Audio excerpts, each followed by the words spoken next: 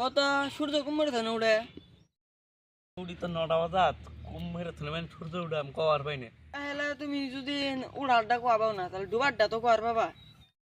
দুবার ডাও খাওয়াম না, আমার তো সন্ধ্যাবেলা গিয়ে সুতার অভ্যেস আছে, উল্টি দেখি যেন আইন হয়ে যায় গা। তুমি কোয়ার বাবা না? আমি জি ব্যস্ত থাই আমার এলে সূর্য দেখা পামু তাও পেড়ত আসতেছে মত আসতে পারে না। তাহলে তুমি বমি করে দাও, তাই আসবো।